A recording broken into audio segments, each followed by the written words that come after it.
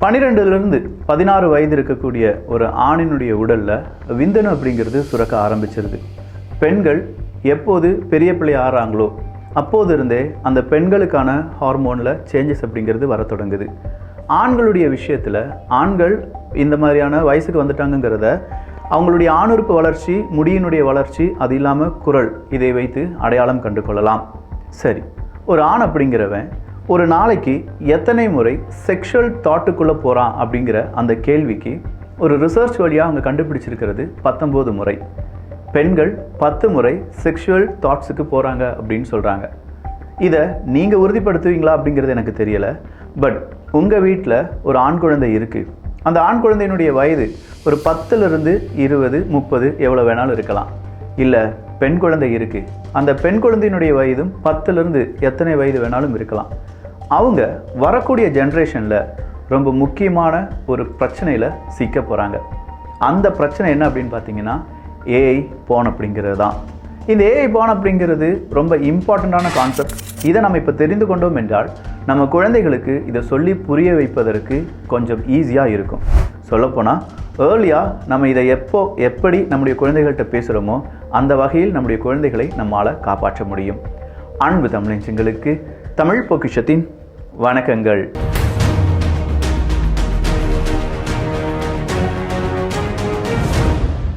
இது ஒரு tab topic தான். பட் எல்லாரும் கேட்கக்கூடிய வகையில் தான் நான் சொல்ல போகிறேன். ஆனால் எல்லாரும் தெரிஞ்சிருக்கக்கூடிய ஒரு டாப்பிக்கும் கூட. ஃபர்ஸ்ட் திங் நம்ம இங்கே பார்க்கக்கூடியது வெட் ட்ரீம் அப்படிங்கிறது. அதாவது தூக்கத்திலேயே விந்தணு வெளியேறுதல் அப்படின்னு சொல்கிறது ஆண்களுக்கு மட்டும் கிடையாது, பெண்களுக்கும் நிகழும் அப்படின்னு சொல்கிறாங்க. பட் மெஜாரிட்டியாக இது ஆண்களுக்கு மட்டும்தான் நிகழும்.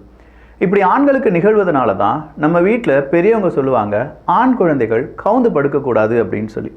அப்படி கவுந்து படுக்கும்போது நம்மை அறியாமலே ஆண் உறுப்பு அப்படிங்கிறது நம்மை அறியாமலேயே ஒருவேளை இந்த செக்ஷுவல் டிசைருக்குள்ளே போச்சோ இல்லாட்டி நமக்கு வந்த ஒரு ட்ரீம்னாலேயோ என்ன செய்யலாம், விந்தணு அப்படிங்கிறது வெளியேறலாம். இதற்கு தான் வெட் ட்ரீம் அப்படின்னு சொல்கிறாங்க.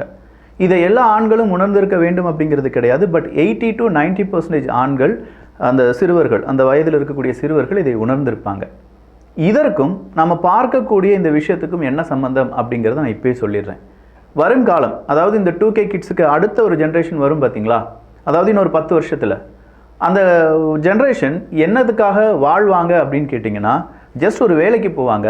அந்த வேலையிலேருந்து கிடைக்கக்கூடிய சம்பளத்தை வச்சு நல்லா வாழ்வாங்க, நல்லா சாப்பிடுவாங்க, தூங்குறதுக்கு ஒரு இடம், கொஞ்சமாக செக்ஸ் லைஃப், இவ்வளோ தான் இருக்கும் அப்படின்னு சொல்கிறாங்க.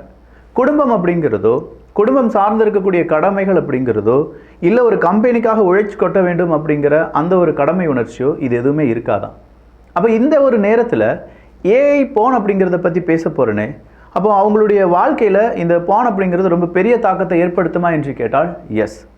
ஒரு காலகட்டம் இருந்துச்சு, அதாவது நம்முடைய அப்பா தாத்தா காலகட்டம்.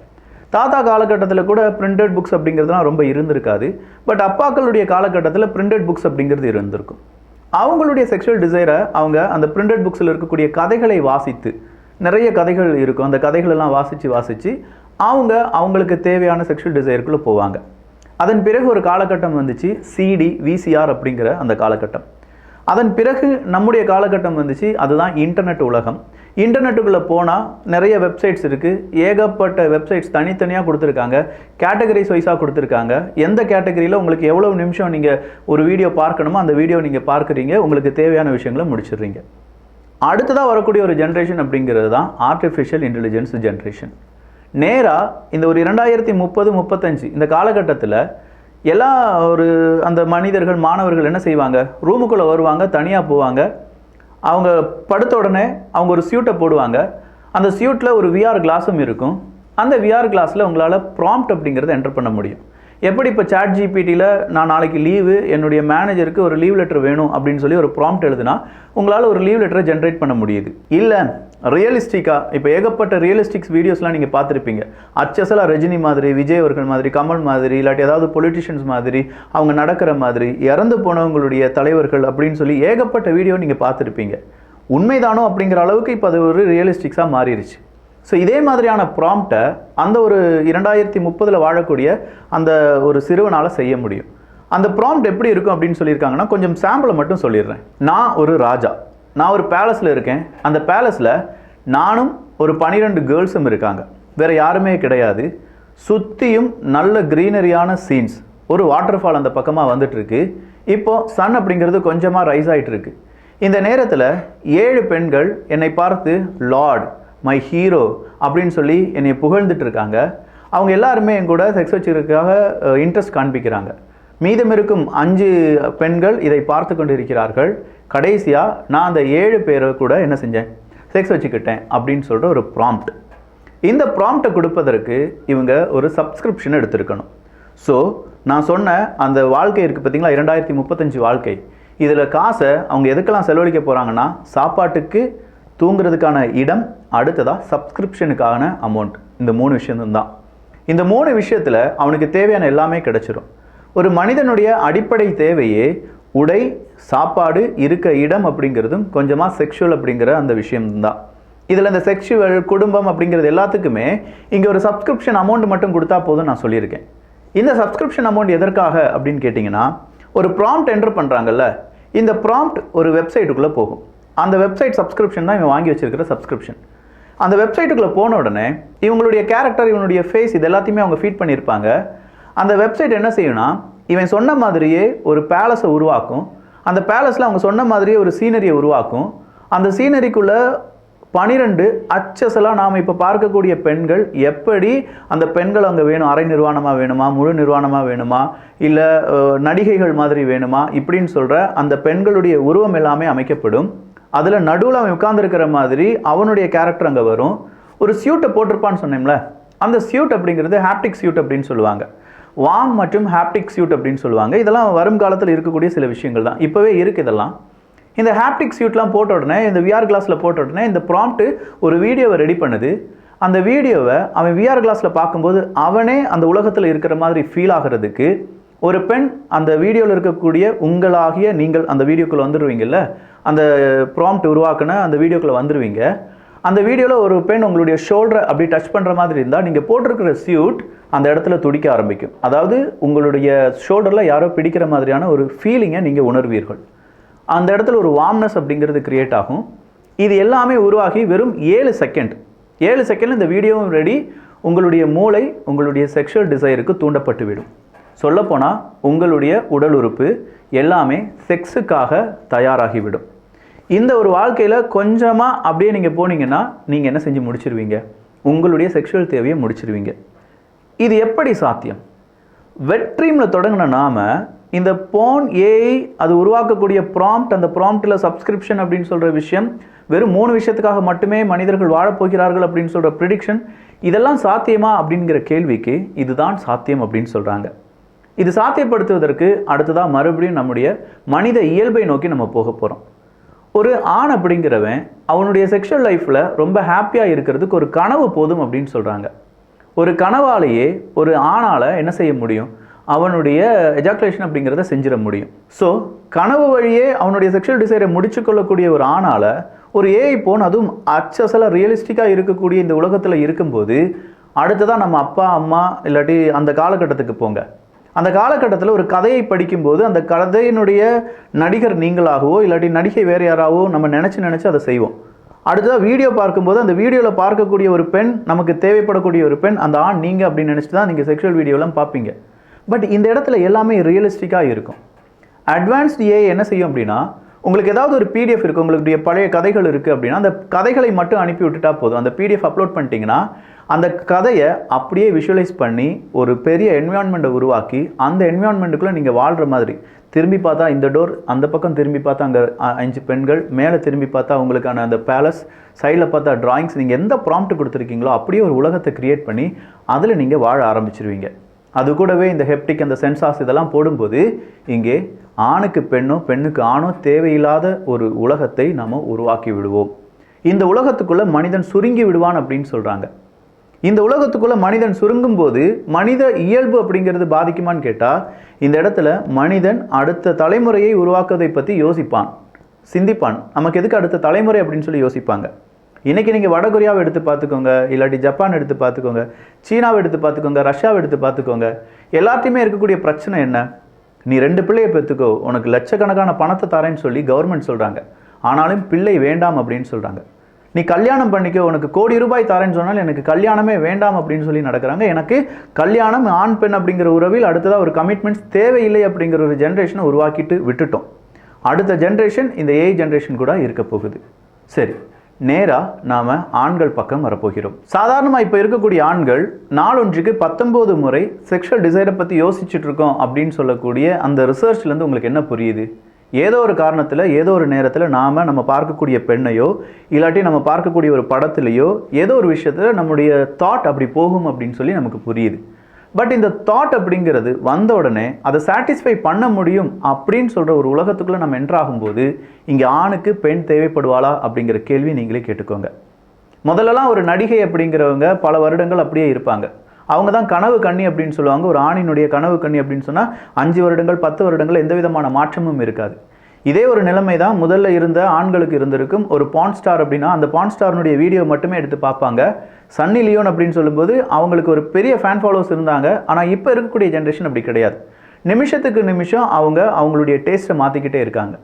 இது எனக்கு போதாது அடுத்தது, இது எனக்கு போதாது அடுத்தது. ஏன்னா அவங்க முன்னாடி நிறைய ஆப்ஷன்ஸ் இருக்குது. அந்த ஆப்ஷன்ஸை அவங்க என்ன செய்ய ஆரம்பிக்கிறாங்க அப்படின்னா அதை யூட்டிலைஸ் பண்ண ஆரம்பிக்கிறாங்க. எனக்கு ஒன்று மட்டும் போதும் அப்படின்னு இருந்தவங்க இவ்வளோ கிடைக்கும் போது நான் ஏன் ஒன்னோடு இருக்கணும், இத்தனை கூட இருக்கலாமே அப்படிங்கிற அந்த டெண்டன்சியில் நம்முடைய மனித சமுதாயம் மாறிக்கிட்டே இருக்குது. இதனால தான் இப்போது ஒரு படத்துக்கு 2 படத்துக்கு மேலே ஒரு ஹீரோயினை பார்க்க மாட்டேங்காங்க. பிகாஸ் அந்த ஹீரோயின் அவங்களுக்கு என்ன ஆயிரப்போகுது, அவ்வளோதான் முடிஞ்சிச்சு, அடுத்த ஹீரோயின் வேணும் அப்படிங்கிற அந்த டெண்டன்சிக்கு எல்லாரும் மாறிக்கொண்டே இருக்கிறோம். ஸோ இந்த இடத்துல தான் இந்த ஏஐ போன் அப்படிங்கிறது பெருசாக விளையாட போகுது. நீங்கள் ஒவ்வொரு நாட்களுக்கு ராஜாவாக இருக்கலாம், இன்னொரு நாளுக்கு நீங்கள் ஒரு பாலத்தில் இருக்கக்கூடிய ஒரு ஆர்டிஸ்டாக இருக்கலாம், இன்னொரு நாள் நீங்கள் ஒரு இராணுவ வீரராக இருக்கலாம், உங்களை சுற்றி வரக்கூடியவங்க ஒரு கிராமத்து பெண்ணாக இருக்கலாம், அடுத்ததாக உங்களை சுற்றி வரவங்க ஒரு ஏர் ஹோஸ்டஸாக இருக்கலாம், அடுத்ததாக உங்களை சுற்றி வர்றவங்க வேறு ஏதாவது ஒரு நடிகையாக இருக்கலாம். இப்படின்னு சொல்லி நீங்கள் யோசிக்கக்கூடிய உங்களுடைய ப்ராம்ப்டை வச்சு உங்களுக்கான உலகத்தை உருவாக்க போகிறீர்கள் அப்படின்னு சொல்கிறது ஒரு டேஞ்சர் தான். பட் இந்த டேஞ்சரை பற்றி நம்ம குழந்தைகளுக்கு சொல்லிக் கொடுக்கணுமா? எஸ், அதை தான் நான் முதலே சொன்னேன். நம்ம வீட்டில் ஒரு ஆண் குழந்தை இருக்குது. அந்த ஆண் குழந்தையினுடைய வயது 12லேருந்து 16 அப்படின்னு சொல்லும்போது அந்த ஆண் குழந்தை அவங்க பெரியவன் ஆகிட்டான். ஒருவேளை சில ஆண் குழந்தைகளுக்கு அதுக்கு முன்னாடியே நடந்துடும். அப்போ இதை கவனிக்கக்கூடிய பெற்றோர் இதை பற்றி பேசணும். உனக்கு ஒருவேளை இப்படிலாம் வரலாம், உன்னுடைய ஆண் உறுப்பு அப்படிங்கிறது தூக்கத்தில் என்ன செய்யலாம், எரெக்ட் ஆகலாம். இதற்கு காரணம் இருக்குது, இது உன்னுடைய பிரச்சனை கிடையாது. ஏன்னா இது மனித இயல்பு, உன்னுடைய டிஎன்ஏ இப்படி தான் இருக்குது, உன்னுடைய மனித சமுதாயத்தில் இது இப்படி தான் இருக்கும். நாட் ஒன்லி மனிதன், எல்லா விலங்குகளிடம் இது இருக்கும். அப்போ இதை எப்படி நாம் யூஸ் பண்ணணும், இல்லை இதை எப்படி நம்ம பயன்படுத்தக்கூடாது அப்படிங்கிறத நம்முடைய குழந்தைகள்கிட்ட சொல்லணும். நம்ம வீட்டில் எல்லாமே ஸ்மார்ட் டிவைசஸாக மாறிடுச்சு. நாம் பார்த்த கார்ட்டூன் அவங்க பார்த்த கார்ட்டூனோட என்டையர் டிஃப்ரெண்ட்.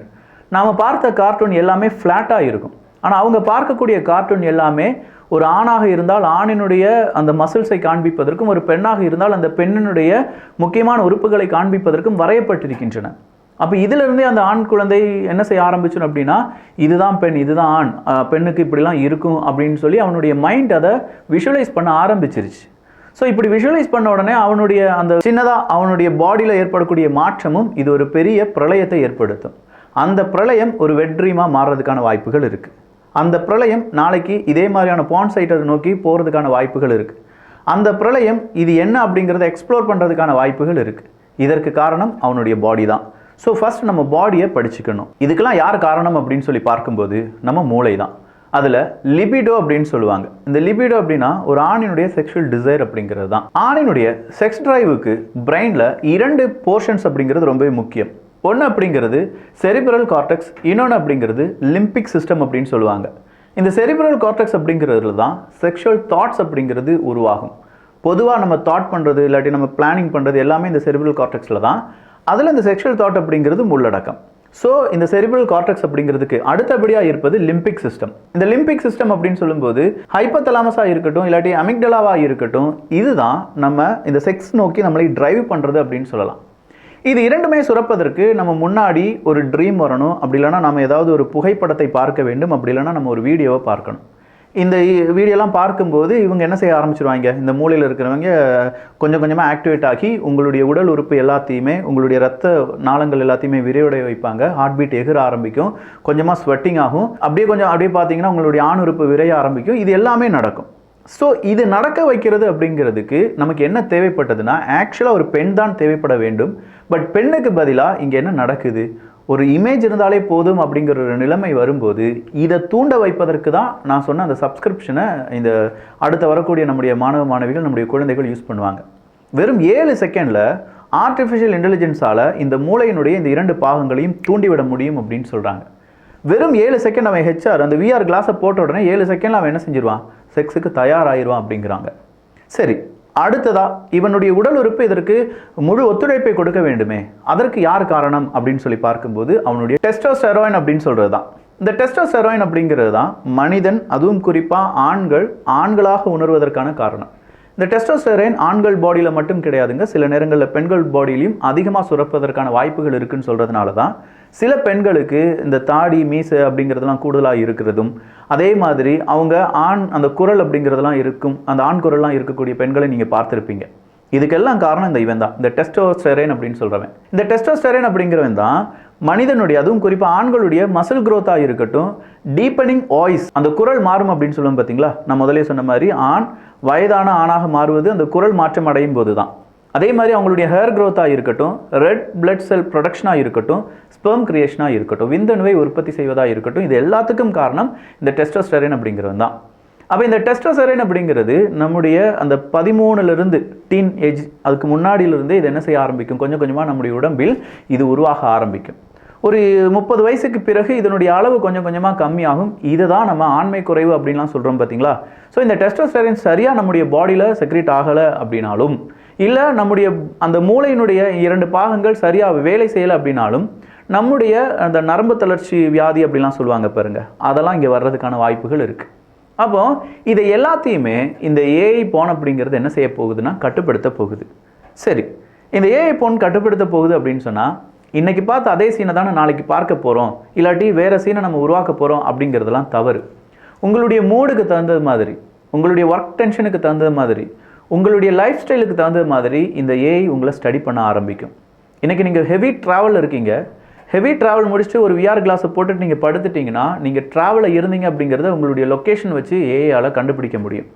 நீங்கள் கூகுள் மேப்பை யூஸ் பண்ணியிருக்கீங்க, இல்லாட்டி வரும் காலத்தில் ஏதாவது ஒரு அப்ளிகேஷன் யூஸ் பண்ணியிருக்கீங்கன்னா, இவ்வளோ பெரிய ட்ராவலை முடிச்சுட்டு வந்திருக்கீங்க, உங்களுக்கு இளைப்பாறுவதற்கு ஒரு பெண் தேவை அப்படின்னா அன்னைக்கு ரொமான்ஸ் மட்டும்தான் இருக்கும், செக்ஸ் இருக்காது. அதே நேரத்தில் நீங்கள் விறுவிறுப்பாக ரொம்ப ஹாப்பியாக இருக்கீங்க, உங்கள் சோஷியல் மீடியாவில் நீங்கள் நான் ஹாப்பி, ஐம் ஃபீலிங் எக்ஸைட்டட் அப்படிலாம் சொல்லி இருக்கும்போது உங்களுக்கு ஒரு ரிவார்ட் பாயிண்ட், அது மூளையில் இருக்கக்கூடிய ஒரு முக்கியமான விஷயம். அதை பற்றி ஆல்ரெடி நம்ம தமிழ் பட்சத்தில் பேசியிருக்கோம். அப்போ இந்த ரிவார்ட் சிஸ்டம் அப்படிங்கிறது ஆக்டிவேட் ஆகும். இந்த ரிவார்ட் சிஸ்டத்தை ஆக்டிவேட் பண்ணதையும் யாரால் செய்ய முடியும்னா இந்த ஏஐ போனாலும் செய்ய முடியும். ரிவார்ட் சிஸ்டம்னா என்ன, ஹாப்பியாக இருக்க, இன்றைக்கி நீ இந்த பெண் கூட இருக்கணும், என்றைக்குமே நம்ம ஒரு பெண்ணை விரும்புவோம் அப்படின்னு சொல்லி அந்த பெண்ணினுடைய புகைப்படத்தை நீங்கள் அப்லோட் பண்ணிட்டீங்கன்னா அந்த ஏஐ கிரியேட் பண்ணக்கூடிய எல்லா மாடலும் அதே மாதிரி தான் இருக்கும். இது எல்லாமே கேட்பதற்கு கொஞ்சம் வியப்பு தான். பட் இந்த வெட் ட்ரீம், டெஸ்டோஸ்டெராய்டு, இல்லாட்டி இந்த மூளையினுடைய சில பாகங்கள், ஏஐ போன், இது எல்லாமே ஒன்றுடன் ஒன்று கனெக்ட் ஆகிருக்கு. நான் சொன்ன மாதிரி பேரண்ட்ஸ் இதை புரிஞ்சுக்கிட்டா தான், இந்த டெக்னாலஜியை பற்றிலாம் நமக்கு ஒரு அறிவு இருந்தால் மட்டும்தான் நம்முடைய குழந்தை இதனால் பாதிப்படைய போகிறான், பாதிப்படைந்து இருக்கிறான், பாதிப்படைய வாய்ப்புகள் இருக்குது அப்படிங்கிறது உங்களால் தெரிந்து கொள்ள முடியும். அதற்காகத்தான் இவ்வளவு ஓப்பனாக இந்த டாப்பிக்கை நான் இங்கே எடுத்து பேசியிருக்கேன். ஒருவேளை உங்களுக்கு 1000 டவுட்ஸ் இருக்கலாம், ஏன்னா எனக்குமே இருக்குது. ஒவ்வொரு வார்த்தைகளும் படிக்க படிக்க அவ்வளோ புதுமையாக இருந்துச்சு. ஸோ உங்களுடைய கேள்விகள், அந்த கேள்விகளுக்கு பதில் அடுத்த ஒரு வீடியோவாக கூட இருக்கலாம். ஸோ கேள்விகளை கேளுங்க. இல்லை இதை பற்றி என் குழந்தைகிட்ட நம்ம எப்படி பேசுகிறது அப்படிங்கிறத பற்றி இன்னொரு காணொலியில் பேசலாம். ஏன்னா எனக்கும் குழந்தை இருக்குது, உங்கள் வீட்லேயும் குழந்தைகள் இருக்கிறதுக்கான வாய்ப்புகள் இருக்குது. இல்லை நீங்களே இதை பற்றி நம்ம பேசணும், இதை பற்றி நம்ம ஸ்டடி பண்ணணும் அப்படின்னு நினச்சிட்டிங்கன்னா குட் லக். அடுத்த பதிவு உங்களுக்கானது தான். நல்லதை பகிர்ந்து ஷேர் பண்ணுங்கள். இதை டேபு டாப்பிக்காக நினச்சி யாருக்கும் அனுப்பாமல் இருந்துடாதீங்க. நிச்சயமாக ஒவ்வொரு வீட்டில் இருக்கக்கூடிய ஒவ்வொரு பெற்றோருக்கும் இது அவங்க வாழ்நாள் மிகப்பெரிய ஒரு வரப்பிரசாதமாக இருக்கும் இந்த வீடியோ. இப்படி ஒரு சம்பவம் இருப்பதை நம்முடைய பேரண்ட்ஸ் உணர்வதற்கு இதுதான் ஒரு திறவுகோலாக இருக்க போகுது. அதற்கான சாவியை நீங்கள் என்ன செஞ்சிடுறீங்க, அந்தந்த ஷேர் பண்ணி அவங்கவுங்களுக்கு கொடுத்துட்றீங்க. நல்லதை பகிர்ந்து நல்ல சமுதாயத்தை உருவாக்குவோம். நன்றி, வணக்கம்.